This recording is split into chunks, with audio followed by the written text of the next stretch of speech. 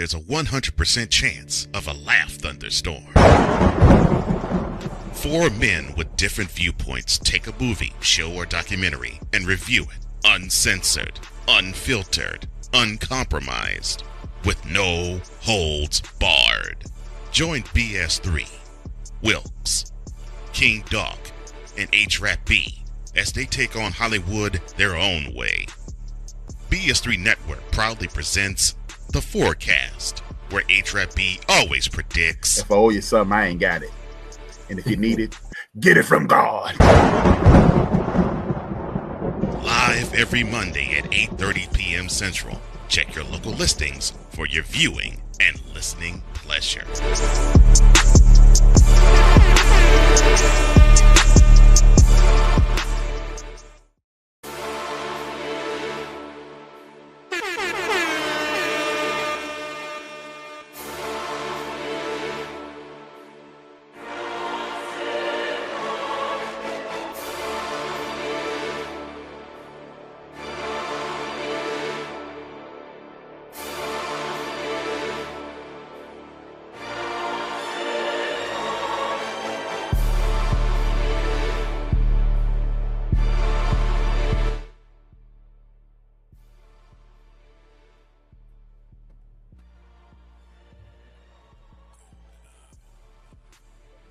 Welcome back to another episode of The Forecast. We are getting closer to the actual forecast. All right, we are one member away.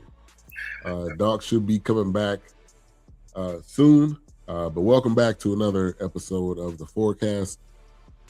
Myself, Wilkes, and A-Trap in the building. You already seen the graphic, so you know what we got on tap for tonight. If you have not seen this, it's been out for a minute, so we can get into it. We can get in right into the nitty gritty of all of this. But Sean Combs, The Reckoning, executive produced by 50 Cent. So we definitely gonna get into this tonight, man. A lot to unpack. Excuse my voice, a little bit under the weather, but glad to be back on tonight. And thanks to the recommendation of A-Trap, I wasn't really gonna watch it. So appreciate it. I wasn't either, because I'm tired of hearing about Diddy. It's like, geez. Yeah. Stick it and kind of initial thoughts, and I'll kick it off. I honestly was like, if this is 50 Cent, it's gonna be some like over the top, just making fun of Diddy. That's what I thought it was gonna be. I thought it was gonna be more comedy. It was gonna be serious. I didn't get that from the first episode. I started it. I was just kind of like, this is how it's going. Now I didn't care for the filler, like episode 2, because I'm just like, man, we done been down this road. The Pac, Biggie, all that. I'm like, oh my gosh, jeez, I get it. But yeah, no, he crazy, man. He should have threw that dude under the earth, man. Yeah. And A-Trap said, like, man, watching this, your mouth is gonna drop. And you was right. Erica at first didn't want to watch it, then we started watching it. She was like, okay, this is actually giving you a backstory information, sharing a lot of things as to why this dude is how he is. So, and A-Trap, initial thoughts. My initial thoughts before I turned it on, I'm as much like you. I was like, I had enough of this. I thought it was a revenge tour from Curtis. I still feel that way. Oh, absolutely. But I'm more disappointed in the industry itself than in Sean Combs. Sean Combs is Frankenstein. He's not the monster. He's the Frankenstein monster, not Dr. Frankenstein. And I think people are missing the fact that we should be unpacking the entertainment industry, because Sean is in jail for 5.5 years, for the next 3.5 years or whatever what done.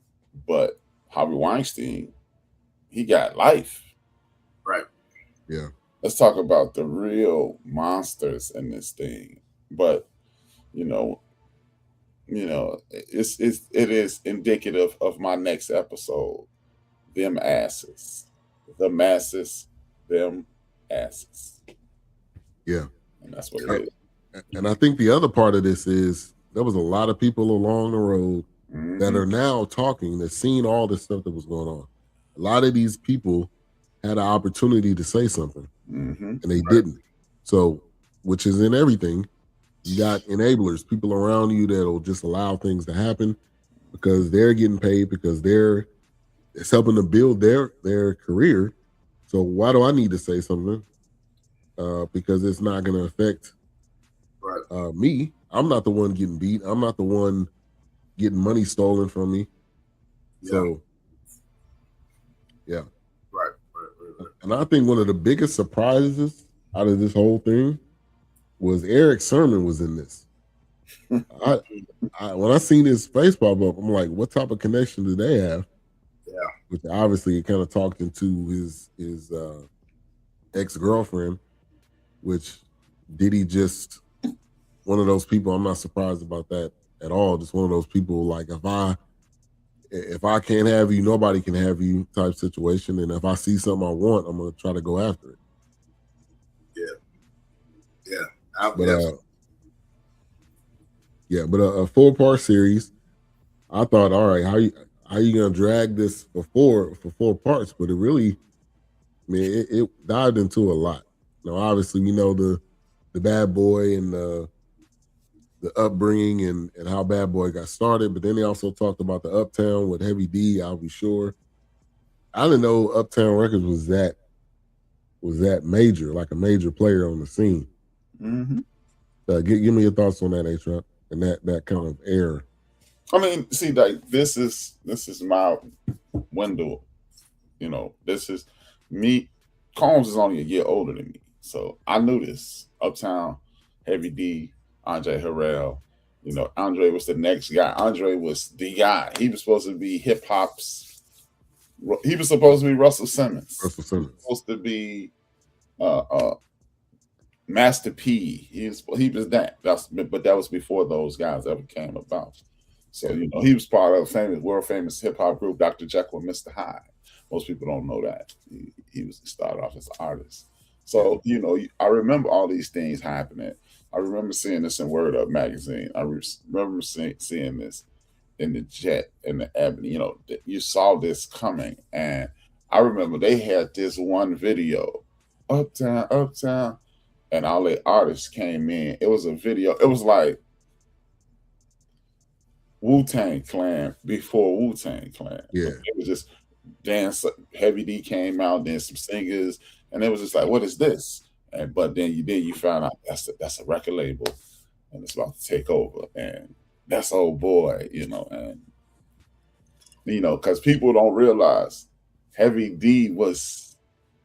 People don't remember how pivotal Heavy D was in hip hop.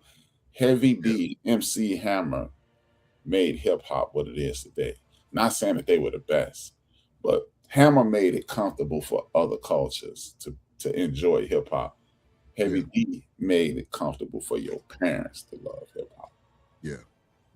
Yeah. Like, anybody can listen to it. Yeah. They was like, you know, like it's this famous line in the song Heavy D. It's in a song called Don't Curse.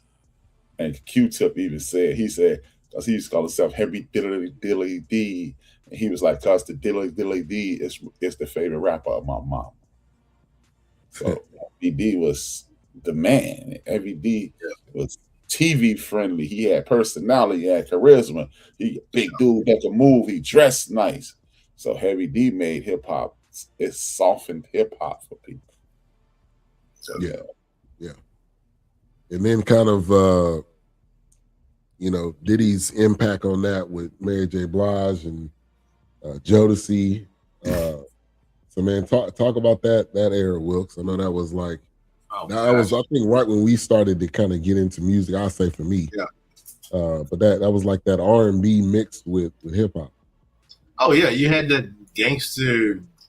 It was like gangster love hip hop kind of thing. It was like a hybrid. You know, it was like I'm still thugging, I'm still gangster, but you know, hey, baby, you know, I got to do what I got to do out here in these streets. But when I come home, you know, I got to lay it down. But then you you had Mary J on the flip side. It was like she still kind of had that New Jack swing, but she also wanted to be love tender. But the dude wasn't with that. And hey, man, nah, I gotta do what I got. Again, it's like she wants you to come home, but nah, man, I gotta do what I gotta do out here, man. Big for the clubs because the clubs was going crazy at the end of the time. They were jumping off. They was going insane. I mean, you got New Jack Swing coming out. You going to the clubs? I mean, it was big. And Jodeci definitely was a tip of the spear for. I mean, that one album was alone had so many hits, and then what they came followed after that. And then, like I said, Mary J had her thing, so it was crazy. That era was huge. Again, takes me back to what you were getting from a different world, what you were getting from in Living Single. That was the way they dressed. That 90s, that the baggy clothes, the shirt tied around the waist.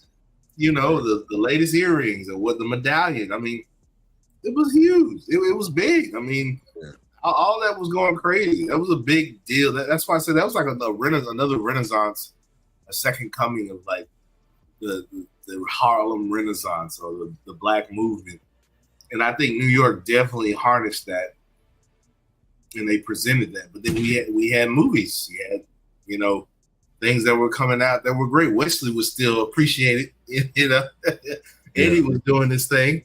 You had, then of course you got Boys in the Hood that's coming out. You got South Central coming out. Yeah. What's that? It was a movement. Society. Oh yeah. That's what I said. It was a movement. It was huge. Yeah. Yeah. You could just tell how things were changing, and it wasn't just the Digital Underground, and then Pac was blowing. And he said, like I said, Biggie, and it just kind of went from there. And like I said, it exploded because Biggie started, and back to Heavy D. Heavy D, I think, appeared on A Different World, I think, or it was Martin or something like that. He did. Yeah. It was like these guys were so mega, and then of course the episode with Biggie popping up on Martin. Snoop Dogg was on there. I mean, things were blowing up at that time. It was a second coming for Black Renaissance, and I hate that I did not get to Harlem when I was in New York. I did not get to Harlem. I did not, and I was just like not even that. I was like blocks away from her. I could not squeeze everything in. That city definitely needs another run back. I got to get back to New York, but of course with my camera, I'm trying to snap these pictures out here. But no, I mean, I wanted to see all those things, and like that came to mind because when they were in New York, I thought about some of those places I could get to. I don't want to go off subject, but but this definitely. I mean, seeing these videos and seeing this documentary and what A-Trap was saying about Uptown, Heavy D, how these things were just spearheading, and then the female artists that were coming out, TLC was blowing up the spot. Of course, it was just insane, man. It was crazy. Yeah. It's definitely. And so we know Andre Harrell that really gave Diddy his opportunity because he was, and I'm glad they really touched on, like, Diddy wasn't this hood dude. He wasn't this guy that was a thug. He was in college. He was at Howard. He was, wanting to go to school, but he wanted to get into music, and that's kind of him and Andre Harrell. Now they didn't necessarily touch too far into their relationship. I know it was like he was like a mentor to him, kind of father and son type thing. But A-Trap, I don't know, was there any details that they missed? No, kind of him. Man, I mean, that's the story. That's the story that's been told 1,000,005 times. That he became the student, became the teacher, and eventually hired Andre Harrell at Bad Boy. Oh, wow. So it was just, it really is not a lot to tell. Basically, Andre gave him his legs in music, and his legs grew into tentacles that could choke folks out. Yeah. I mean, it is absolute power corrupts absolutely. He's the personification of it. Yeah. And it just continues to make, look, man, I'm not trying to let anybody skate. with this, and I'll say what I say about the whole documentary a little later. I'm not trying to let anybody skate, and I'm not trying to obfuscate when it comes to his responsibility for his actions. But I continue to go back to, like you said, this is a kid from 147th Street, 110th Street in Harlem, New York. He's from a neighborhood of hustlers, of history, of a lot of things. Where did he see this at? Me and Wilkes talked about this a month ago when we did 1972. Mm-hmm. Yeah. James Brown and Sly Stone and a lot of other those artists from 1972 were the crash test dummies for crack cocaine. If you took the metric system out of the school system in 1972, how is it that most people in the hood know a kilo is 1,000 grams, and you don't even measure things in grams? Right. Yeah. So if that's the case, how do you extrapolate that to Sean Combs and the music industry? What made Sean Combs so devious that he knew that if you planted this is a dude who was a college dropout, and he wasn't a science major. So some of the things that he was doing, somebody taught him and told him. And that's what we're overlooking. Yeah. We're looking at his deviant behavior and never asking. It's a bigger picture. Right. It's a bigger picture. Oh, yeah, absolutely. Hey, talk amongst yourselves. I got to step away real quick. Okay. Yeah. No, I mean, like we mentioned before, it's like it's got to start somewhere. You saw it somewhere. And that's one thing about, like, when I see this, and like you said, you're not trying to make excuses for anything, but it's like you can't deny the talent that was there, and abuse of power, unfortunately. But those two things can exist. Mm-hmm. You can be talented, and you can think you're reaching out and putting people on, but you got demons. Mm-hmm. Mm-hmm. You got stuff you feeding that you're not trying to get. Unfortunately, if you are trying to get help for it, it ain't working, or you ain't trying hard enough, or you can't let that sensation go. Those things can exist. Mm-hmm. So, but yes, you must be punished and brought to justice for those things. But like you said, once again, we've talked about it before. What do you think Hitler learned how to put people in ovens? Stop, man. Stop. Because the last time I checked, you were building smokehouses to put slaves in when they didn't. Okay, all right, well. No, go there. That's what I'm saying. So, like, let's stop making him out to be such a tyrant when the United States formed on tyranny. Stop. Like, now you want to go to the rescue of a culture, of a people, of a religion. It's just like, stop. This is where he got it from. But now you want to stop him. But you created it. Yeah. So it blows my mind where all of a sudden, this is not who we are. This is who the hell we are. Yeah, it is. Yeah, it is. You don't want to face it. That's just exactly who we are. We're primal humans. And that's what we get when we're uncivil. So stop. Mm-hmm. And I think one of the biggest things we've learned in this and in most music moguls and most people that have power is that when you get away with it, you just up the ante. Like, okay, if I can get away with videotaping this girl and then playing it on a screen, I'll do it in a different way. I'll just keep upping it until you run out. I mean, the amount of times this dude has been involved in court, in situations, do other people like Shine. I mean, we all know Shine took the fall for the whole situation. He ended up going to jail for 10 years. And then you fast forward in this whole situation I mean, to be honest, he got off easy. This could have went a lot worse. Yeah. Especially for him. So, and I don't hear anybody writing anything. I don't hear them writing anything into their contracts or clauses that if you're an owner of a record label and we sense any kind of misconduct, then we gonna wipe you of everything. Right. We gonna take it from that don't ever happen. Right. That's what I'm saying. They're immune to anything happening to them. And then we seen the famous face in this. A-Trap, you know what I'm about to say. Clive Davis, who kind of gave him the opportunity for Bad Boy with Arista. So, like this, so many movies and films and documentaries we watch with the music industry, that it's all the same when it comes down to it. How can I, the owner, the CEO, whatever you want to call them, how can I make the most money and you work for me, and I keep dangling that carrot? And I think probably the saddest story is Craig Mack. I mean, somebody, just the way everything went down, and you know how big, you know, he was with the remix and with everything that he kind of did for the beginning of Bad Boy. Yeah. But talk about Craig Mack and his situation, A-Trap. Well, see, people think the first time we saw Craig Mack is with Bad Boy. Craig Mack was out in the 80s. But see, people see, this is the beauty and the destruction of the human mind that we're watching before us on a regular basis. Yeah. They teach us everything is now. Yep. You know, again, this is in reference to my next episode, them asses, the masses. Them asses, the masses. When you follow the masses, you are going to inevitably be wrong. And they teach you everything started with Biggie. They don't even teach you about Craig Mack. How many times have you heard Craig Mack's name before this?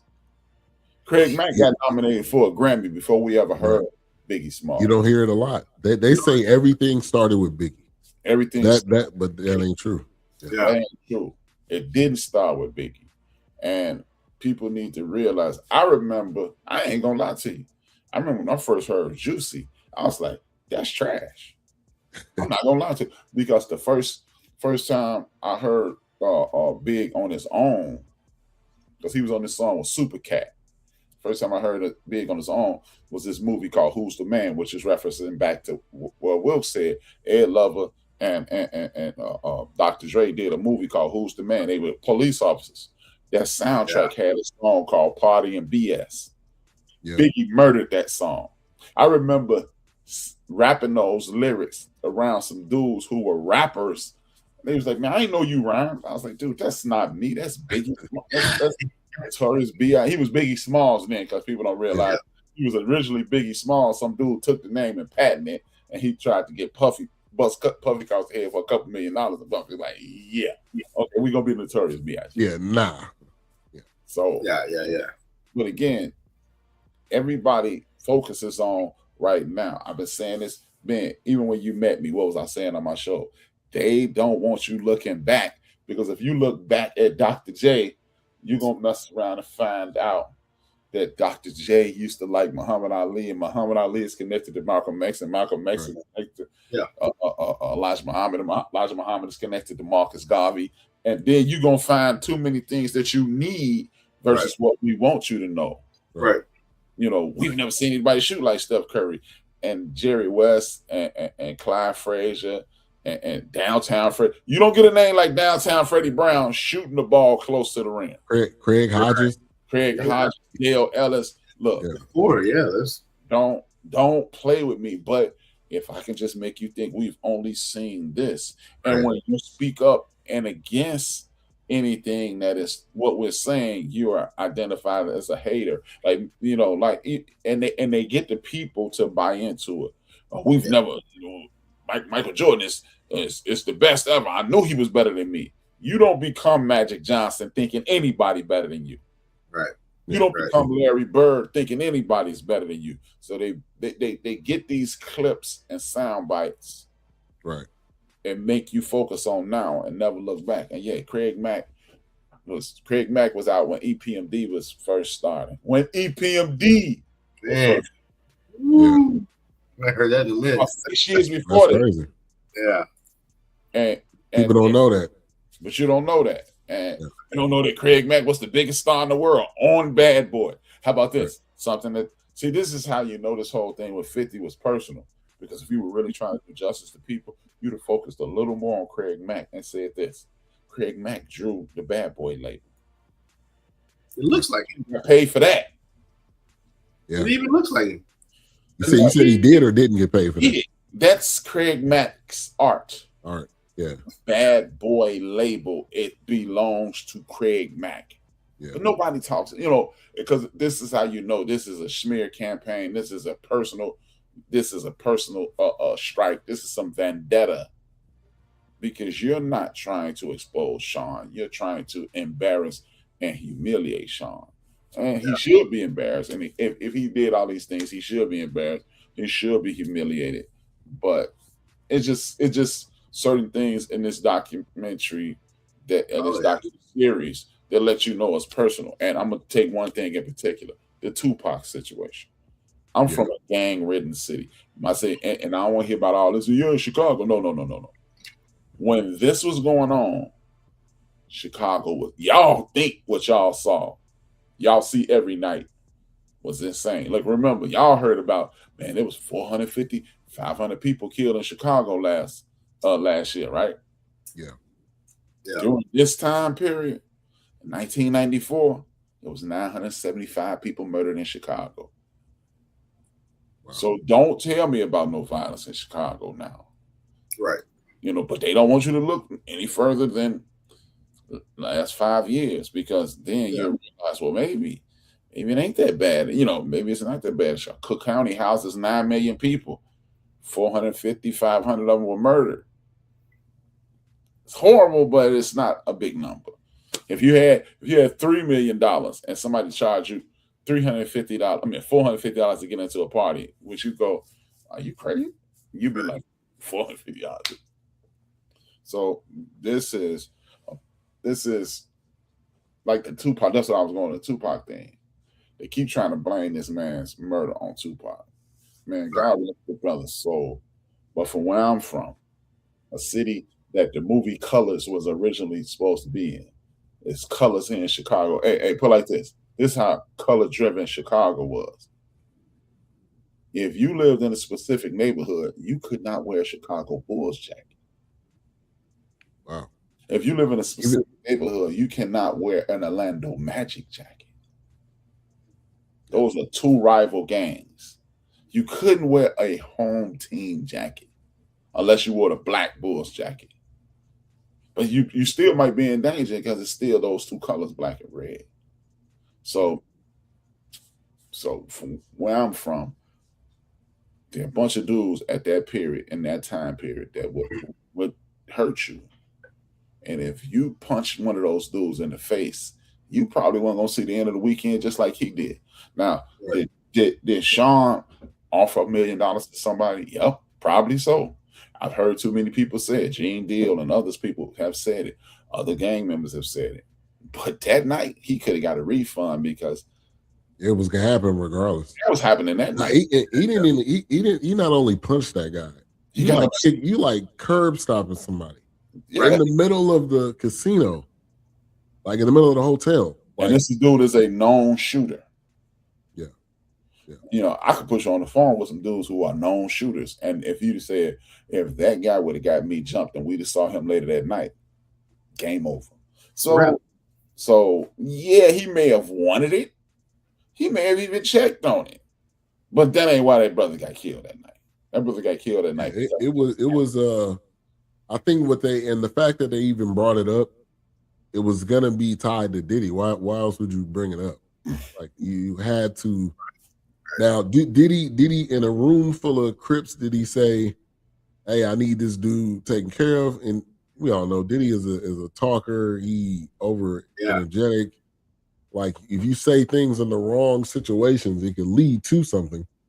So I think it was just a lot of things happened on that day, on that weekend. Mm-hmm. And that was one of the things that was a consequence of what happened.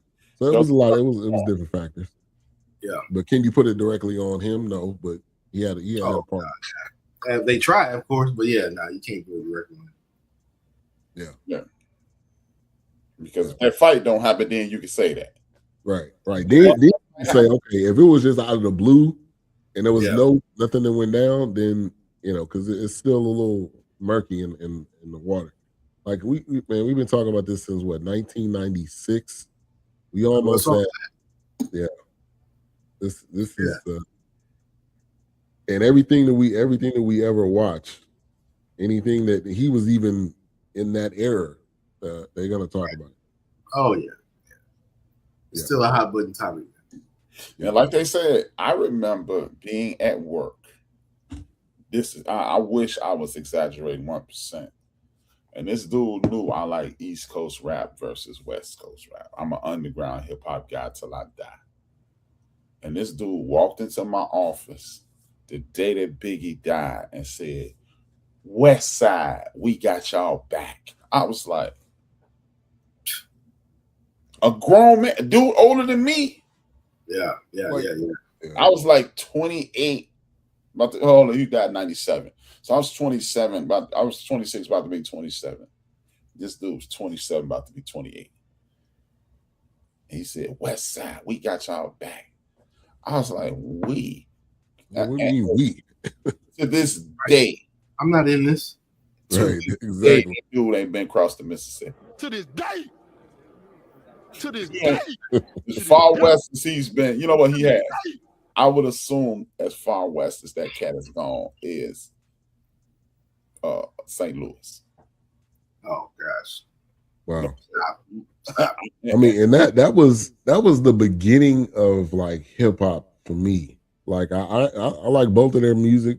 I didn't have any like side or the other, but I remember that was driving back from like a weekend camp, and I remember hearing it on the radio with Tupac. Same thing with Biggie, and Biggie was more just the aftermath of what already happened. Now, I do. Let's talk about that. Him, he had some fear of even being over there, which obviously something just happened in that city. Logically, would you go back there knowing everything that was going on, and Diddy supposedly forcing him to go there? I don't know. That was a lot in that situation, Wilkes. Yeah, that's why it looks. Yeah, that's why that part looks shady. That's why 50 Cent put that in there to make it look like to try to re-cement. Try to re-cement what people said. Oh, P. Diddy got him killed because there was rumors or heard that Biggie wanted his own record label. He wanted to go out and get artists and do his thing.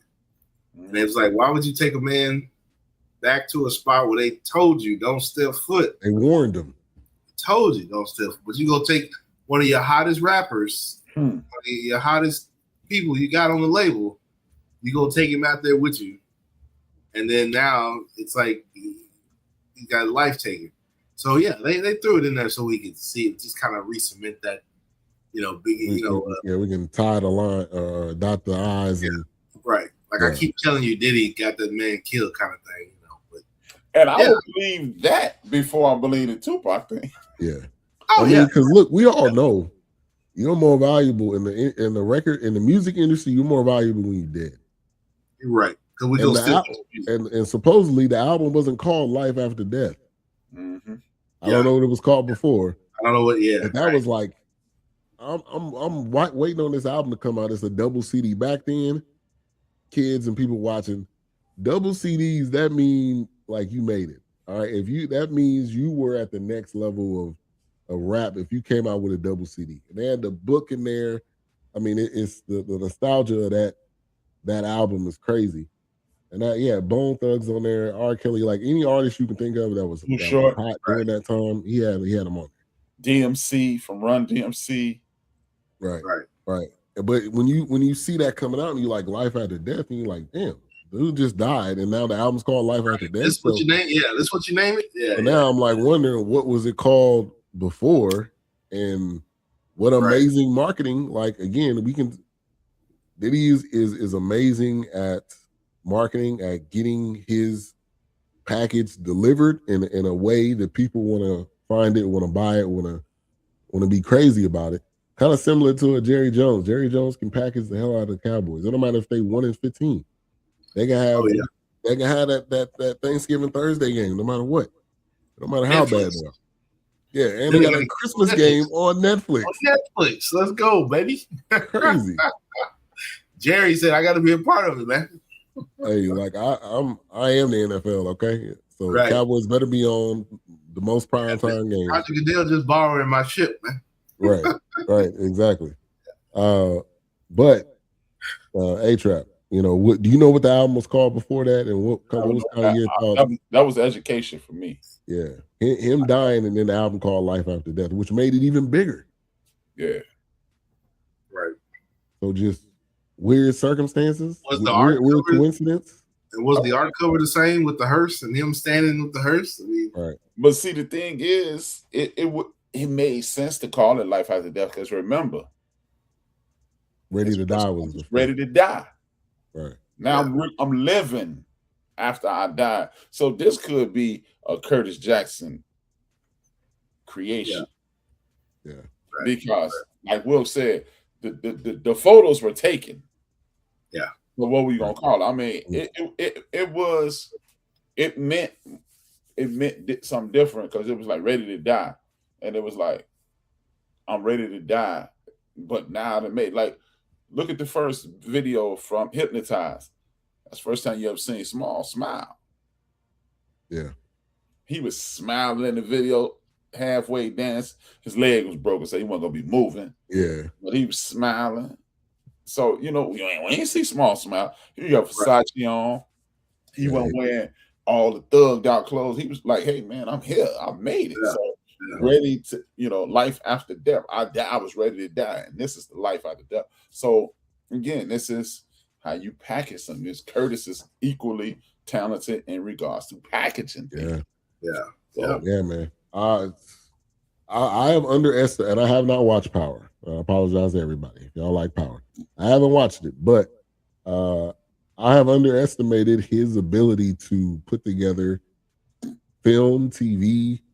I mean, he's got it. So, shout out to him and the work that, he was able to put in. And so the way this whole thing goes, all this footage was from a guy that was hired by Diddy. Supposedly, allegedly, Diddy didn't pay the guy. The guy ended up selling it to Netflix. And that was kind of the crust of this whole documentary, because he had people following him around during the trial and during the everything that was going on during that time. But I want to talk about this guy right here, the founder, who was one of the enablers of this whole, Kurt Burrows. Give me your thoughts on him, Wilkes first. Oh man, this guy, man! All of a sudden, he's hurt, thrown to the side. I didn't know what to think of this guy, because it's like I honestly had never heard of him until this documentary. Really, me either. Never heard of this guy. You own 25%, and I've never heard of you. I never heard of you, man, ever. So apparently, Diddy was really trying to suppress you and pay you off or something, because I never even heard of this guy. I didn't know what to think. I'm just like, who is this dude? Yeah. I didn't even bother looking him up, but it's just like, me either. But, okay, Fitty, where you find this guy? Because I don't know. I don't know this dude, man. Like I said, shame on me. Maybe my media mogul chops ain't the best, but yeah, I don't even know what to really say too much about this guy. But since I like to me, he's still trying to get a bone. That's all I'm saying. Yeah, I mean, and he made one of the worst decisions ever. I mean, you own 25%. The label's going crazy. Yeah, because he said he took his stock, so he took his stock. He said, "I'll give it back to you." Like, I would have ran out there. Like, you knew who this guy was. You've been around him more than anybody. You've seen more than anybody. And I think he was one of those that I'm loyal, and I believe that he's going to do the right thing. Right. Nah, bro. Nah, ain't happening. Nah. So, yeah, he probably did this whole thing. Like you said, he was homeless at one point. So, I mean, he did this as another get back. I think a lot of people in this did this documentary to say, this is what happened to me, and this is my retribution, because they're not going to get any money. Right. Like, he's like Trump in that regard. You're not getting no money. Yeah, that's all you get. You're not getting no money. You're not getting no apology. Maybe it's a New York thing, because I remember that first Third Base album. He said, when they dissed the Beastie Boys, he said, all y'all got is Newports and a jogging suit. Maybe. But it's but again, it goes back to my first statement of the show. Right. It's the entertainment industry. We exploit women. We disregard men. We dominate talent. We bleed you of what's yours and give you nothing. Dry. You know, Eddie Murphy is one of the few people in the history of this business to walk away primarily unscathed. You know, he had the thing where he allegedly picked up the tranny, the trans person, LGBTQIE people. No disrespect, I'm an old man, so work with me. But when he picked up the LGBTQRIE person, and then that person came, it died out because Mr. Embarrass You in front of the world brought the trans person on the air, and the dude said, "No, man, he just gave me a ride. He never hit on me. He didn't even say anything to me. He told me where I was going. He dropped me off." Yeah. You know, they were trying to hit him. Yeah. He was like, I remember even Denzel Washington. Denzel Washington was accused of dating, trying to, on the low, dates annihilate them when they did that movie. Again, these are the people who got in, they get in. You only see Denzel Washington, you only see Eddie Murphy, and a few other people from Hollywood when they're promoting a product. When they're no longer promoting, they're not there. We did the Eddie Murphy documentary. Yeah. You seen Eddie Murphy since it came out? Right. Yeah. Right. So when you are in the limelight, they're gonna try to take you down. Eddie Griffin said it. You're not gonna leave this industry. Malcolm Jamal Warner is one of the few that's been clean. Felicia Rashad, clean. Debbie Allen, clean. Yeah. But by and large, you're gonna get it. And yeah. So somebody that you know, somebody that you are in arm's reach of, is gonna end up getting caught up into something. Mm-hmm. Oh yeah, absolutely. And shout out to Eddie for not being in any situations that have caused him to lose everything. Because there's plenty of guys that have lost everything. Mm-hmm. Oh yeah. Now having the Wesley Snipes is one of those that lost a lot, and then thank God to Eddie, he ended up getting back into the films lately. Eddie and Kevin Hart. Right. Yeah. Oh, right. That True Story, I think, is what that was called. Mm-hmm. Mm-hmm. Yeah. Yeah, man. And this is an ugly business, and this is why I wish I hadn't watched Power, because Curtis Jackson is a disgrace to the race. Yeah, he's put a lot of black actors in play. He's had a lot of black actors and actresses and writers in front of the world, so hopefully they'll get opportunities. But he also plays this game of embarrassment because he's in his feelings. He's a disgrace to the race. And he also knows that that's what people want to see. Mm-hmm. So if you cater to the people and you get your revenge, like he's one of the happiest people in the world. Yeah. He was doing an interview and he was like, "So what do you think if Diddy watches this?" And he would say, "Oh, it's gonna be the best thing you ever seen." Like, nah, that ain't what he's thinking at all. Yeah. Right. And I mean, like, the days are numbered that this is on Netflix. Because Diddy's he still has reach. And I don't know how much longer, but if I was Diddy, I wouldn't even take it off. Show it. Because you know what, at the end of the day, he's a deviant. He seems to be the most wicked individual in the last 25, 30 years, because we still got Phil Spector, we still got Harvey Weinstein, and a million other people that nobody talk about, right? Yeah. But who gonna remember this in 6 months? Right. It's gonna be just like they were trying to cook up on Tubi. They were trying to drop something on Tubi. It was like, I'm like, what is this? Like you said, that was real. Yeah, that was a real. That looked real comical. Did he do it? I think that's what it was gonna be called. Yeah. I was like, this ain't real. So that kind of deterred me from wanting to watch this, because I'm like, if this is what he's trying to come out with, he just trying to find a way to make a parody of. Yeah, after New Year's, it ain't gonna be before Christmas. It ain't gonna be that hot.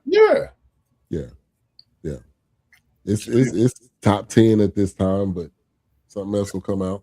Yeah, so this is entertaining, but if you really want to tell the truth on everybody. Who got baby? Who you got baby oil put on? Oh yeah, because ain't nobody hands clean. Mm-hmm. Right. Ain't nobody hands clean. Man. Right. And then let's do a little fact checking because this was brought up. Did Biggie pay for his own funeral? And that's been fact checked, and it's a no. So did he? Which was said in this that he paid for his own funeral, but the what's the guy that owns your assets when you die? What's the guy person called? Like the estates. The estate, yeah. The person that's over Biggie's estate was like, no, that didn't happen. Bad Boy paid for the funeral. Yeah. So I just wanted to get that out there because media is huge because you can easily post a video of that clip on TikTok, on any social media, and say it's fact. And not everything that was said in this, let's go ahead and say this, was not fact because it was a lot of opinion. It was a lot of what I seen. Mm-hmm. It was a lot of people telling their stories. And let's be honest, sometimes when you're telling a story, it's not always to the full length of the story or the truth of the matter. And so I think, especially with the Kurt Burrows guy, I know he was hurt. He had some things that he said, but some of it has already been, debunked. So I watched this guy. What's this dude, man? And again, there was a lot of him, the bodyguards, all these artists, like they seen stuff going on. You see a woman get beat, you see a woman get kicked on the ground, and you're like, oh well, that's just who he is. Like you just enable that person, you enable the monster. The monster just becomes a bigger monster. And you go on, you couldn't push him out. Hey man, stop. What I'm trying to figure out is this. I mean, I'm not the big bad wolf by no means. Yeah. But during this period, I was probably at my physical peak. You know what I'm saying? 94, 95, 96. They say you're at your physical peak, truly. Physicians say you're at your physical peak between 28 and 30. 32. Yeah. But I was bench pressing the most I ever pressed in my life during this period. So I was probably physically the strongest I've ever been in my life. And I'm not saying this to make myself seem tough at all, not even 1%. But you'd have had to come in the room with something more than a bat to take $25 million from me. Right. Bat. You gotta have a gun with that bat. Yeah. You gave it. It wasn't like he forced me. It wasn't like you gave it because you trusted in him and you thought that there was some good in him. You thought that I know him way back, so I know, he would do the right thing. But we seen story after story, like the guy with Little Rob, I think was his name. The guy that said he was sore. Yeah, I was like, what do you mean sore, bro? What? And see, I wake up and he in the bed sometime. What? And he said he stayed there 2 Christmases, Thanksgiving. He misses, and it's all because he even said it. I wanted this opportunity because it would be on my resume and it would be something that he's a gatekeeper. And guess what? He never got paid. And how about this, y'all? I'm gonna speak for both of you, and I'm gonna speak for 99.9% of the heterosexual men in the world. If I wake up sore and I know who did it, I would have did my segment of this documentary from the jail. They would have been audio only. That's why I killed them. Right. Yeah. So that's why he's in the cemetery right now. And then had a revelation. You know what? I think I must have been drugged then. I guess I was under the influence of these drugs, sir. Stop. Right. And sometimes I wake up and Diddy would be in the bed. Hey, man. Hey. And then he was like, well, sometimes, you You got to do stuff to get in the industry. You don't. No, That's what they tell you. You have to do. You just stay poor. Yeah. I'm good. I'm Hey, stay poor and stay unlubed. How about that? Or you go independent. I mean, there's plenty of guys that went independent that didn't have to take the baby oil. Hey, I noticed one thing. I didn't see Styles P. I didn't see Sheik Luch, and I didn't see Jadakiss on this video. Yeah. They got out. They didn't get no lube.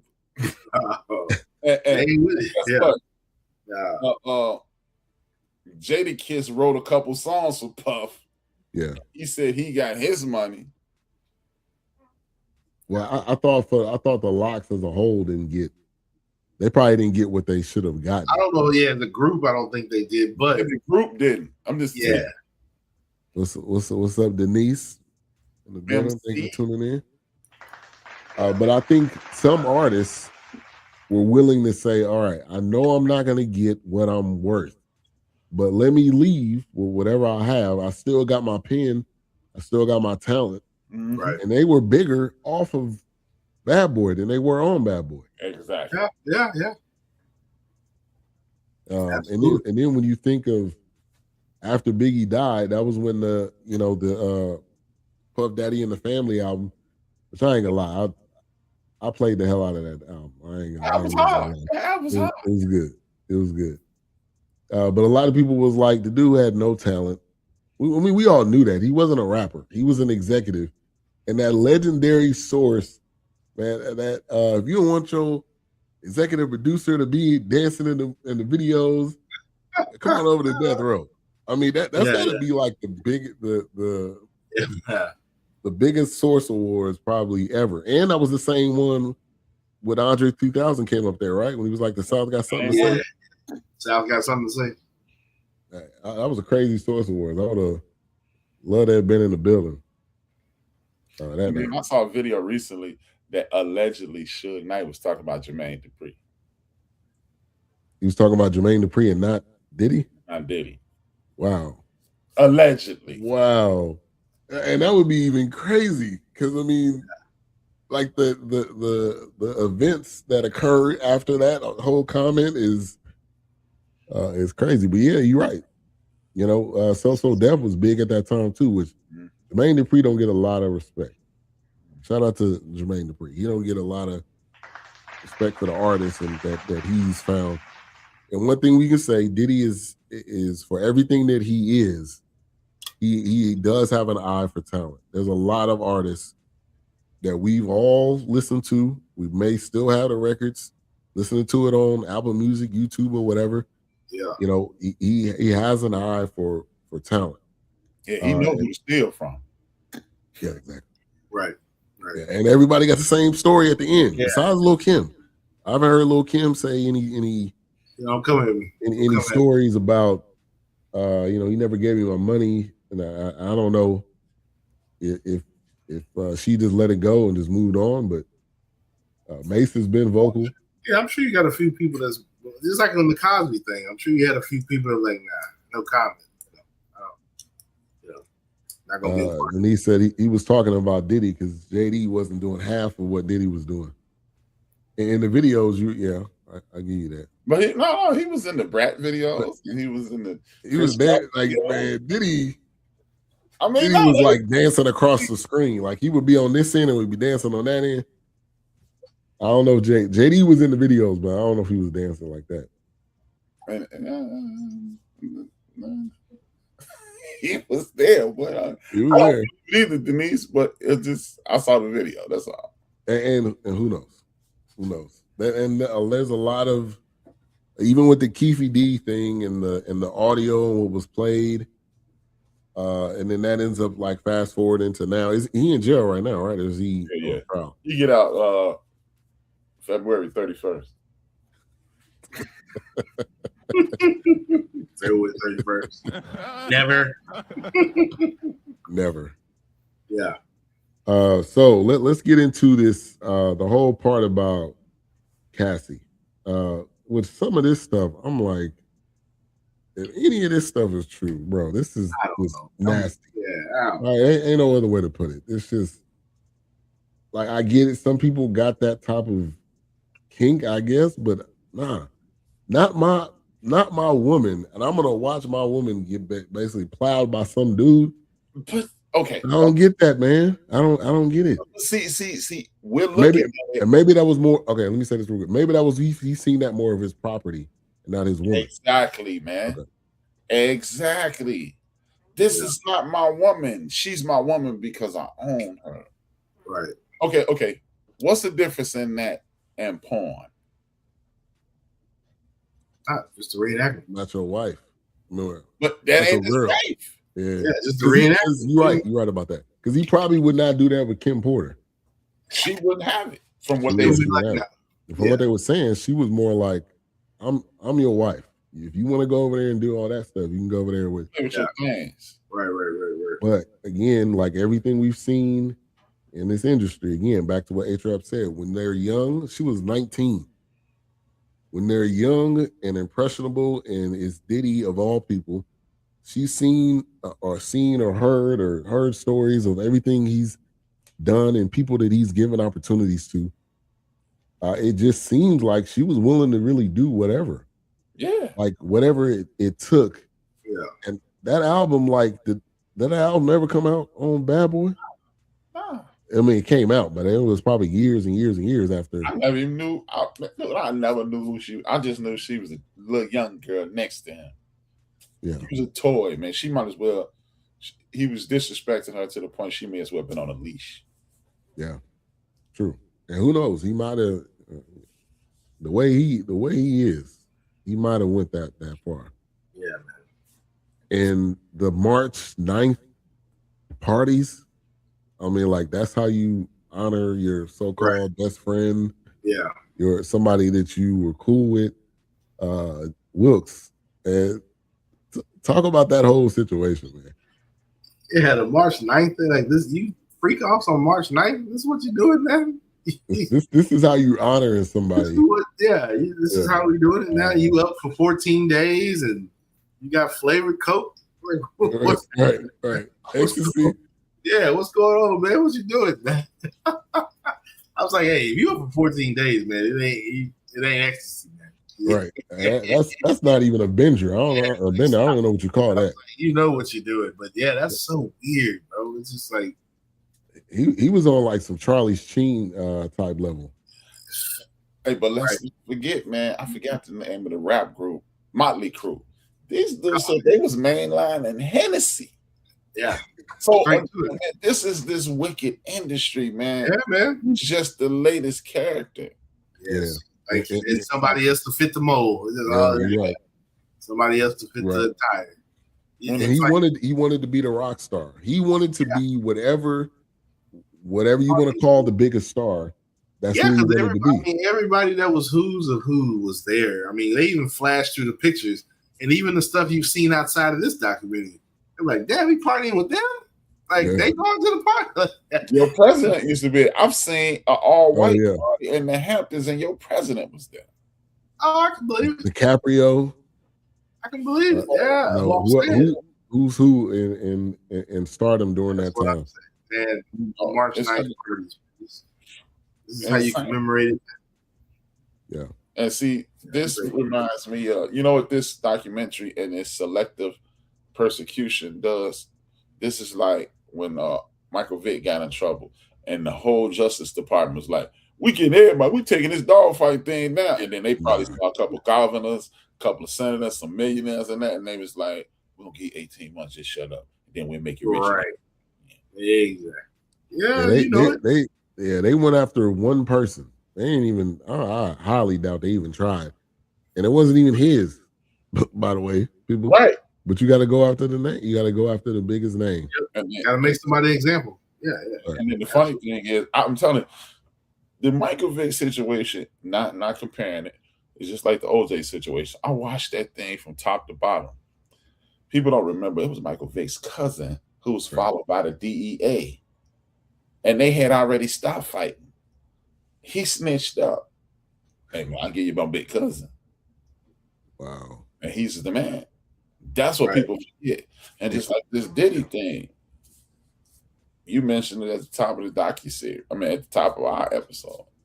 It's one dude who keeps reoccurring with the destruction of people in the music business. His name is CD. I ain't gonna say his name. Yeah. No, his name rhymes with Ive Bavis. Because I ain't got enough money for this country. Yeah. You know what I'm saying? And nobody talks about it. How is it that George Clinton and my man Sly Stone just getting their money? I remember watching Unsung. Yep. Yeah. They showed George Clinton contract, and bruh, my beard is fuzzier than the cover up and white out on that concert. Yeah. Yeah. Yeah. On that contract. Yeah. Nah, man. Again, man, I'm not excusing Brother Combs. And I'm gonna call him Brother Combs because I believe he is a deviant, but he was a person who was exposed. He was a vaginal dude. If you insert the other word, he king of the vaginals, exposed to power. Yeah. You put a vaginal guy in power, and this is what happens. Yeah. But he had to see it happen. He a dude from 110th Street in Harlem. He was a dancer. Yeah. Right. He know to do all this. What do you get flavored cocaine? What do you get baby oil? Yeah. Infused baby oil. He ain't just think that up. Right. Oh, yeah, absolutely. You got the connection. You know where it's coming from. Exactly. It didn't just fall in your lap. Yeah. Yeah. And if you allow somebody, again, with power, with money, you just become, somebody said this in a song, you just become more of the person just that you are. Right. And so you just keep up the ante until something happens. Mm-hmm. And if that video did not get released of him kicking Cassie in the hallway, we wouldn't even be having this conversation right now. I highly doubt that would have gotten to this. But that was the icing on the cake. That was we all heard stories, but we have not physically seen it on tape. And that was it's over. At that point, I knew he was going to jail for some time. I knew it wasn't going to be no life, nothing like that. And for those who say, man, he's ruined because of this. For one, at the top of this series, it says his mother has everything in her name. Right. Well, we can put it in his mother's name, right? Right. And he only gonna be in there for 50 months, if that. Because he already didn't serve 12 of the 50. Right. So anything we've learned from this is that when he come out, it's on. He probably doing a whole tour. I think he's done, but bruh, he didn't pay any of those. He didn't pay Cassie. The companies he were tied to did. Right. Yeah. So he's just the guy. Yeah. He's the corporation that decides we're gonna put life insurance policies on everybody. So when y'all die, we get the money. That's the way business works. That's the way most people do it that are billionaires. Right. He just happens to be black and in the music industry. Yep. Guess what? It's people buying Ciroc in 2 weeks. 2 weeks. Oh, absolutely. Tomorrow night, it will be a lot of Ciroc drink. Yeah. Oh, absolutely. Did he get released from? Is he still? I think he got released. He got released. I doubt if he didn't buy any stock in the company. Right. I was going to say he still probably got stock though, but people still buying Ciroc. So, and guess what? If he got released from the company, remember, he got a $200 million hit from them. Right. Not to mention the money that he amassed through them up until that point. Not to mention all the money he beat out of his artists. I mean, it's like with Jared. People still eating Subway. Man, ain't nobody stop eating them damn sandwiches. Right. NFL making commercials. Like, stop, man. Hey, and people listening to everything Bad Boy since he been in jail or probably even during the trial. his numbers is going crazy. The streaming numbers is like off the chart. He gave them their money back. He gave them their rights. Oh, to the artist. He get like a year ago, like maybe 8, like right after that Cassidy thing went live. Yeah, he gave everybody their stuff. Yeah, so he ain't getting too much money off of it, but Sean Combs ain't get. He's going to go unscathed with this. Oh yeah, just by the verdict, like that. Yeah. That's.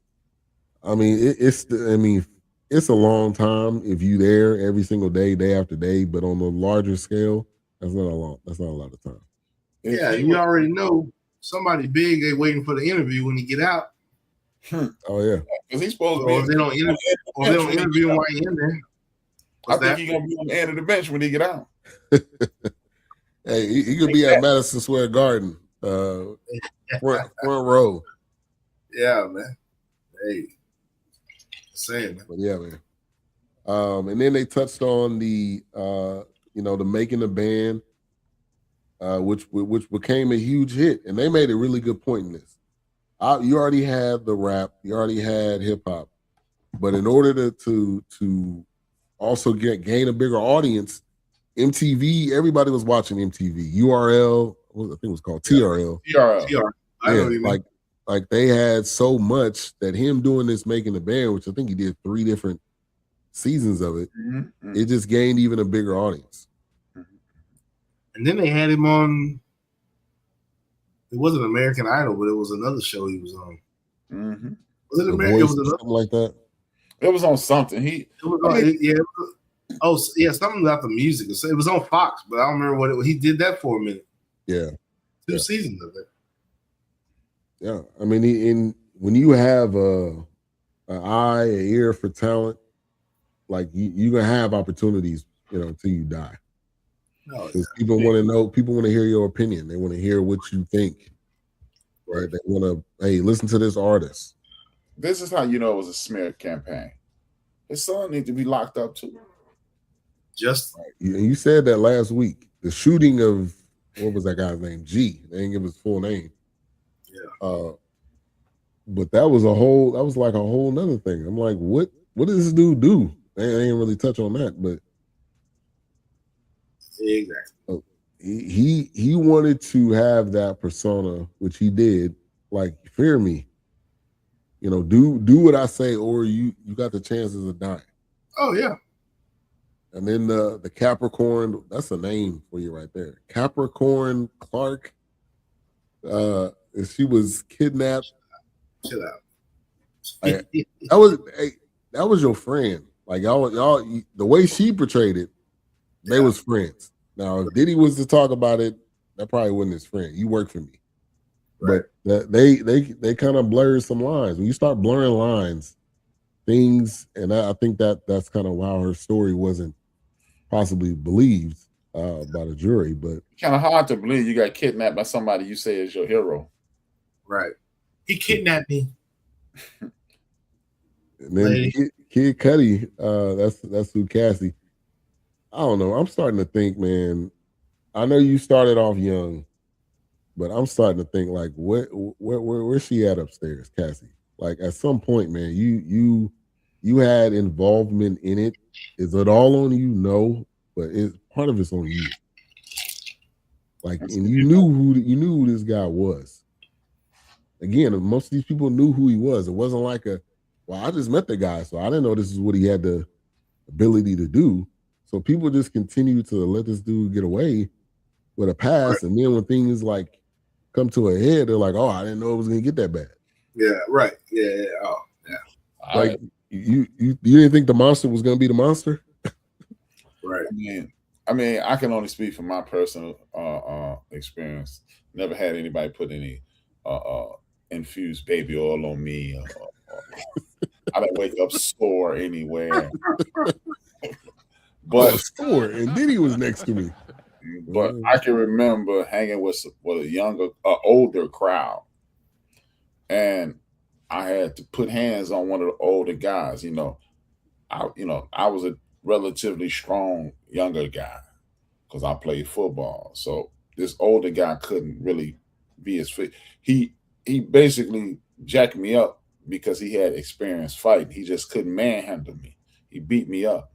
I ain't hang around those cats anymore. It was like, so you gonna, y'all watched him as he tried me, and we were supposed to be buddies. He was bullying me, and I was like, I ain't for the bully. You got to beat me up. But he knew he was in a fight, and I stopped hanging with those guys. Freshman year in high school, somehow I ended up in a senior gym class. I don't know how. And it was these dudes, they were seniors. And this one dude, he was a junior in that class, and he tried to bully me. And they stood up. They was like, what's up, man? They leave him alone. Yeah. And me and old boy was friendly initially. And I never said, he tried to apologize. Back then I had a mean streak in me, deep as the Grand Canyon and wide as the Great Wall of China. I mean, long as the Great Wall of China, so it wasn't going to happen. Yeah. So I'm just going on my experience. When you violate me or attempt to, I'm not rocking with you anymore. And I was talking about little boy D. Yeah. Yeah. And really, oh man, all of our parents had that conversation. Right. Like, look, if the bully comes to you and you just allow it to happen, it's going to keep happening. You're going to have to stand up to the bully. And I think, I'm going to say this, in today's culture, I'm going to get your opinion, people stand up to the bully, but it's like 20 years later, which doesn't mean it didn't happen, but it does. Like, everybody, and almost everybody's mind, it's like, why didn't you say this maybe just 10 years earlier? Because it starts to murky the waters when it comes to the story. When you start getting paychecks. Yep. Right. Somebody getting paid more or getting more money or start getting reverence. What's up, man? Anthony. Hey, how's it going? But yeah, there's been, man, plenty of people in this that they knew what was going on. They knew they just decided not to. That's what I was saying when I was watching. I'm like, and just like with the Cosby thing or anything, R. Kelly, whoever, before R. Kelly, something in the 70s, whatever. But it's just like, it could be the Bill Clinton thing, whatever it is, Epstein, whoever. The fact is, if you got dirty dealings and there's small pockets that have been revealed, it's like now you waiting 20, 30, 40, 50, 60 years later. I'm like, I mean, I don't know. I guess I never understand that side, but I'm just like, but you're not saying anything. You're not doing anything. Now all of a sudden, you're traumatized. I got PTSD. You're making me relive. I haven't read this since it happened. If I got raped, I don't know if I got raped. What are you saying, lady? Audrey. Yeah. There's only one lady in this whole thing that I give credibility to because she went to the authorities immediately. Yeah. Lady who said she threw up when she saw him in Times Square. Yeah. She really, and you could tell how that hurt her immediately because she was like talked about her family and everything. And I think that people probably were afraid because they think what could have happened, what he would have done, and those are possibilities. But I think there's also people on the label that knew stuff was going on and could have vouched for these people. Absolutely. And honestly, I think a lot of people just don't want to be. If they do know, it's like, hey, I don't want to talk about this. Like, I don't want to be involved. Do not come to me about this documentary. No, I'm not talking about shit. Don't ask. Don't put my name in it. Don't even put in there. We reached out to so and so, but they declined. Right, hey. Right. And there was a few people like A-Trap. You said it. The Locks, Lil Kim, Faith. I don't like none of those early Bad Boy Total. Faith Evans. I knew Mace. I knew Mace wasn't gonna do it. Mace already kind of spoke his piece, but yeah, man. But and then also like Eric Sermon been doing some interviews and stuff lately, and he said he heard Biggie, and he was like, "Nah, I don't really like this." So I mean, like that's crazy. I mean, and that's when you look back on it, it's crazy that people had the opportunity to hear Biggie, and they was like, "Nah, we're not feeling it." Honey, man, I did not like Juicy the first time I heard it. I was like, oh my man, it's too dope for. See, because he was becoming a commercial, and right, we thought he was gonna go that way. We were like, really? Yeah. right. Really, man, dude. It's like when I heard Juicy, imagine listening to NWA and then Ice Cube make that. Right. What? Yeah, Ice Cube make "I Need Love." You're like, what? Right. What? You? Right, what? I mean, dude, his first song was I was a terrorist in the public school era. Bathroom passing, cutting classes, squeezing asses. Smoking blunts was a daily routine since 13. A chubby nigga on the scene. I used to have a tray deuce and a deuce in my bubble goose. Now I keep a Mac in my knapsack. And then he goes to Juicy. It was like, but it was the Tupac MO. Right. Like Tupac, that first single was gonna be a party single. It was gonna be one of those that everybody want to hear. Then that next one was gonna be a little harder, and then the whole album was gonna be filled with songs. Yeah. But Diddy took that MO of Tupac to really kind of help that first album. Right. So as much as he didn't like him or he was jealous or whatever, like he knew what worked. Yeah. And he took that and ran with it. They know Tupac fans will be living this and loving this. So they had to homeboy had to throw this in there. Oh, of course. Overall cast is king until you disrespect the gatekeepers in music in Hollywood. Pretty, you know what? I will align myself with what Knox just said. I mean, excuse me, Anthony just said. I forgot Knox still. I don't know this Knox. Anthony. Yeah, but I'm you still Knox to me though. Yeah, he's Anthony to me. But I'm aligning myself with what Knox said, because to affirm what Knox said, he was getting away with all this. All right. We didn't know about remember the Cassidy thing is in 16. Right. That video?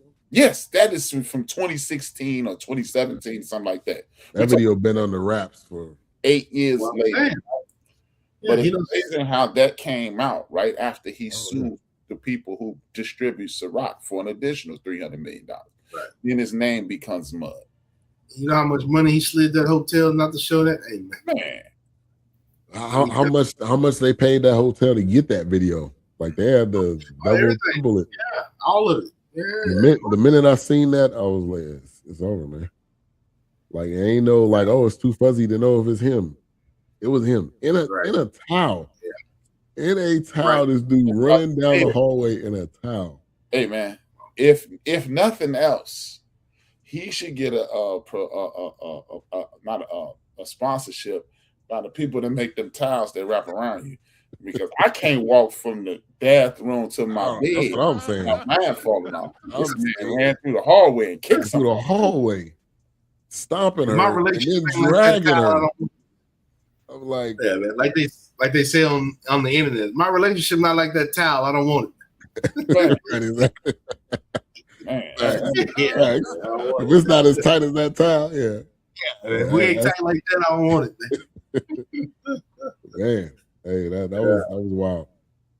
All right, y'all. So let's get to some final thoughts. Mike, rating. Sean Combs, The Reckoning. A-Trap, come to you first. Sean Combs, The Reckoning. It should be a door opening to exposing the pedophilia, the exploitation of women, the destruction of humanity that is in the world of entertainment. But in my opinion, it was distorted by this clear revenge mission by Curtis 50 Cent Jackson. Because don't tell me about an individual, tell me about the situation. Because that's what I'm saying. Yeah.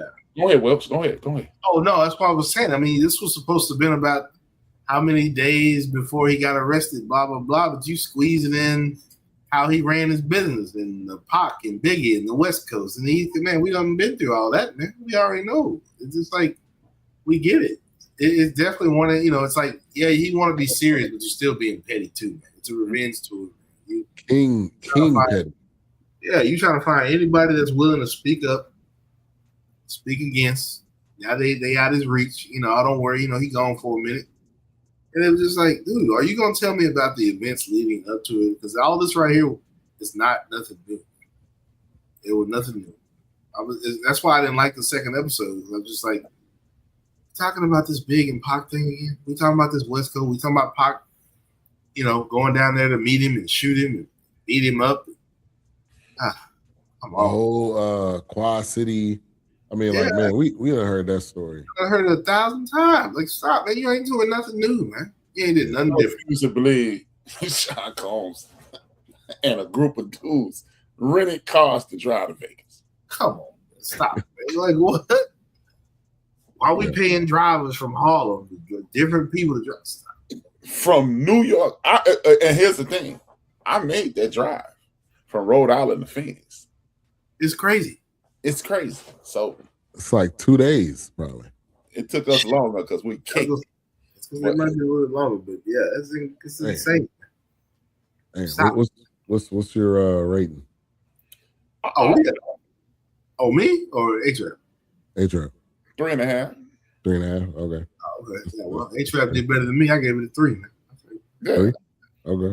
Okay. Yeah. I mean, I felt like it gave some details kind of his upbringing, and then when it got to the Cassie episode, I was just disgusted. I mean, like, to each his own. That's what you want to do. That's fine. But for it to be on here, man. But for I don't know, if I was him and I was watching this, I would be disgusted with myself. This was some of the, the things that were said. But I think as people that are this famous and people that have this much power, I don't think things like for us, we see this was about us, we would be embarrassed. We would probably be meddling over it. People at this status, I don't think they get affected like that.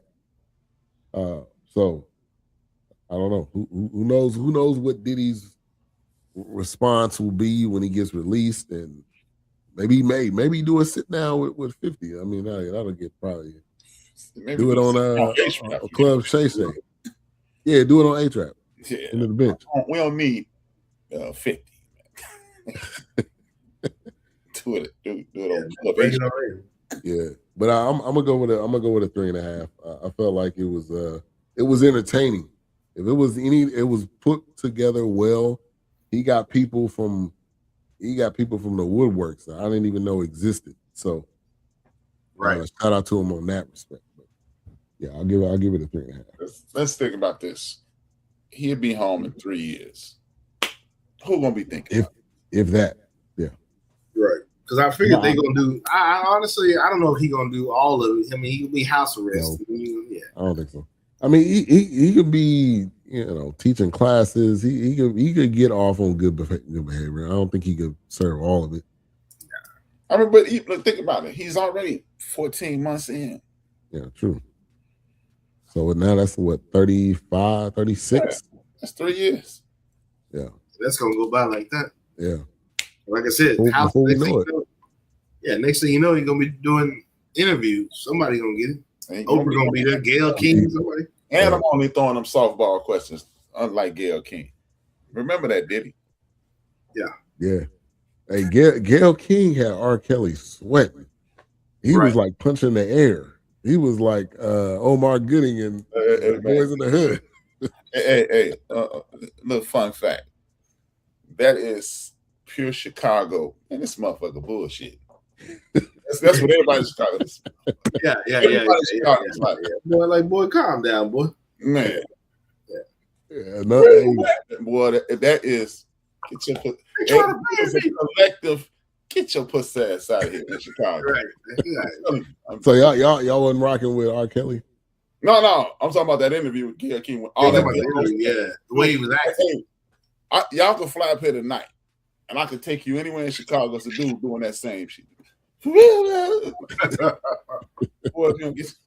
Yeah, man. This boy, your man, says he with you? Get him out of here. Right. Whose man's is this? Yeah. She was like, Robert, you can sit down now. Right. That man was clown ass dude in Chicago. We was like, Robert, you can sit down now. Y'all, man. I told y'all the story. When I saw it, I couldn't even believe it. I was just like, what's he doing, man? Yeah. Hey, y'all, I told y'all the story the first time I heard R. Kelly, right? I don't think so. It used to be. I don't think so. He was with the public announcement. You got that vibe. Remember that song? Yeah. I literally was walking across this street called North Avenue by my crib, going to my man Big P crib. And the traffic was a 2-lane street, well, 4-lane traffic, 2 this way, 2 that way. 2 this way, they went vibe, 2 cars. And the rest of the song was going east. I'm like, what the fuck? So I go to P crib. Yeah. I said, man, who is this vibe dude? I keep hearing, like, when I'm on my street, vibe, then north, vibe. I get to North Avenue, 2 lanes, vibe. I get vibe. I'm like, what the fuck? What is this? I get to my man P crib because that was his vibe. No pun intended. No pun intended. Right. I say, man, what's with this vibe dude? And they go, oh, man, that's the dude who used to perform on the train. He used to be on the L. Perform. And I used to walk past R. Kelly every day. Wow. I was like, oh, that's dope. The very next dude that walked in the crib, his name's Ernest Walker. What's y'all on? Let's talk about the vibe, dude. He blowing up, man. I mean, I was like, this dude from the train, he blowing up. Oh, man, you know he still be up at the high school messing with those little girls. Swear to God. I believe it. Swear to God. They was, there's stories of him like pulling up to the high school, walking through the halls. Picking out which one he wanted. Yeah. No, actually, I know somebody. Tierra told me she went to Hyde Park High School, which is down the street from Kenwood, where they said he was. She said, my man used to be at the McDonald's, man, in the parking lot, man. Crazy. So. Parking lot pimping with the high school, man. And it's like, it's like saying, Muhammad Ali used to get punched in the head. No. Right. Not really. Yeah, right. For real? They needed when that story first broke, again, collectively Chicago, which was that Tony Yayo. Y'all the fuck? Yeah. Y'all just figuring that out. Right. And man, first 2 songs is age ain't nothing but a number. He was messing with Aaliyah. She was under 18 or 18. I don't remember it, but hey, that whole situation was with her parents and all that. That was all weird. Again, you trust somebody that, hey, this is R. Kelly. He done did this for all these other artists. Nah. Go ahead, have my daughter. She, he could do right by her. That's what you're saying. Psych. Right. All right, what's you've been talking about the next episode of the End of the Bench. I got 2 coming up. One is going to be called The Masses and not Booties. The masses, because I want you to think about this. Have you ever heard of a story, a narrative, a book, a play, a movie, a TV show, a haiku where the masses were right? No. And the second one is going to be called A Tribe Called Us.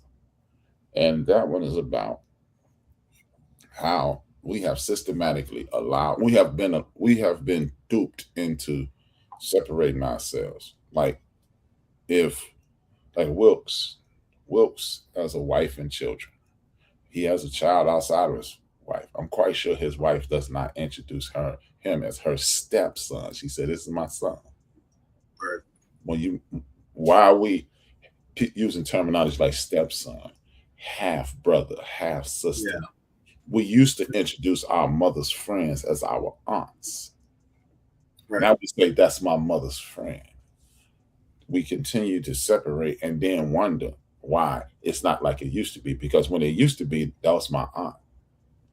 That's my cousin. Right. That created a tribe. That created a community. That created universal love through everybody. So those are my next 2 episodes. Them Asses and A Tribe Called Us. Definitely. Tune in. The End of the Bench Media. Make sure to check that out. Make sure to subscribe to all the channels you see scrolling at the bottom. Hit that like. Hit that like, subscribe, click that notification bell so you can be on top of everything each channel has coming out. And then next week, we're gonna go to High Horse, Black Cowboy.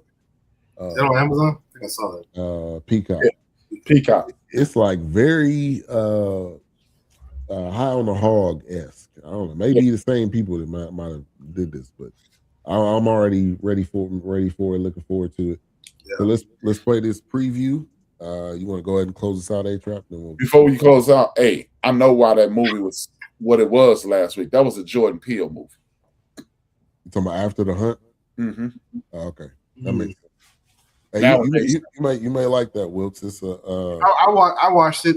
Okay. I just didn't. I was out of town, but I watched. Yeah, no. You in New York? You don't gotta. Yeah. Right. But man, he Wilkes, he Ben, I'm Rap. We're dope. Y'all need to hit like, share, tell a friend. 2 fingers, 1 word. We are. Peace.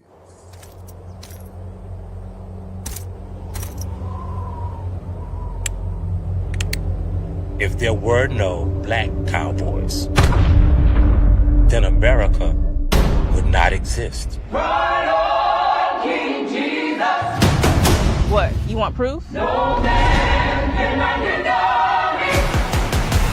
me. The black cowboy was intentionally removed from the story so that we can create the myth of the American white cowboy. As soon as cowboy became a cool thing was exactly when they took that from us.